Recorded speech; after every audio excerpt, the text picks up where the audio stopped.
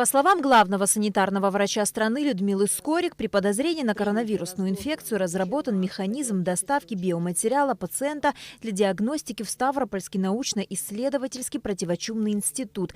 Помимо прочего, большое внимание уделяется пациентам с пневмонией, проводится дополнительное изучение их клинических данных. В Абхазии пока не зарегистрировано ни одного случая заражения инфекцией. Министерством здравоохранения те меры, те приказы, которые сейчас приняты, разосланы в лечебно-профилактические учреждения. Работает горячая линия, работают наши инфекционисты.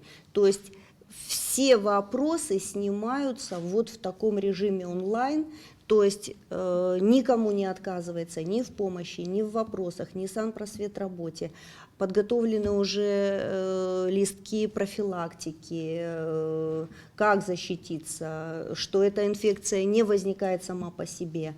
Рекомендуется запрет на выезд с территории Республики Абхазия. На встрече также шла речь об итогах введения ограничительных мер пересечения государственных границ, а также о механизме проверки состояния здоровья в мобильных медицинских комплексах тех, кому въезд в страну не запрещен. Заместитель председателя СГБ Надар Чичхиани сказал о том, что пункты пропуска не оснащены необходимым оборудованием в нужном количестве. По словам Валерия Бганба, недостаток технического обеспечения для проведения профилактических мероприятий должен быть устранен в ближайшие дни. У нас небольшие просадки есть в обеспечении оборудованием, специалистами пунктов пропуска. По мне так, если брать холодный трезвый анализ, нам просто повезло, что ни один больной не появился в пункте пропуска. Потому что никакие наши меры, которые мы сейчас предпринимаем, нас не спасли. Надо готовиться к худшему, как говорится, а мы не обеспечены средствами индивидуальной защиты. Вот это меня настораживает, конечно, очень. В принципе, меры предпринимаются. Все зависящее от нас делается. Надо будет искать, где можно покупать. И если нужно будет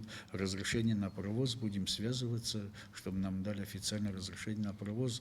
Но правильно все говорят, те, кто имеет первичный контакт, они должны быть защищены. Поэтому нам надо искать, где бы это ни было, индивидуальные средства защиты вот для пограничников, для работников, для всех тех, кто в первую очередь сталкивается с людьми. Министр здравоохранения и соцобеспечения Томас Цахнакия рассказал, что за дни работы межведомственной рабочей группы, а теперь штаба, была проведена консультативная работа с коллегами из России. Он также сообщил, что сотрудники лечебных учреждений ознакомлены с алгоритмом действий в случае подозрения у больного коронавирусной инфекцией. Медперсоналу проведен инструктаж согласно протоколу ведения инфицированных больных. Я связывался с Вероникой Игоревной Скворцовой, руководителем ФМБА России.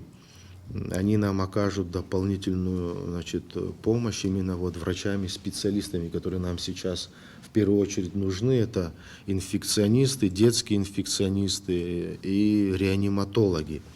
Для того, чтобы максимально обеспечить инфекционную больницу и на случай необходимости развертывания госпиталя на базе противотуберкулезного диспансера, где мы развернем дополнительные койки на случай, если это будет необходимо. Ни в коем случае здесь никаких таких не должно быть панических настроений и поведений, как у медицинского персонала, так и у граждан в целом.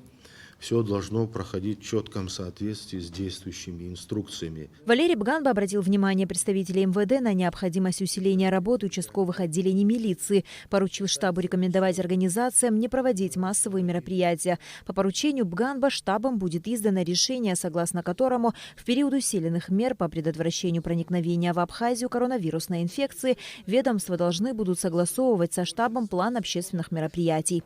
Наала Кови, Степан Мартиросян, Абхазское телевидение.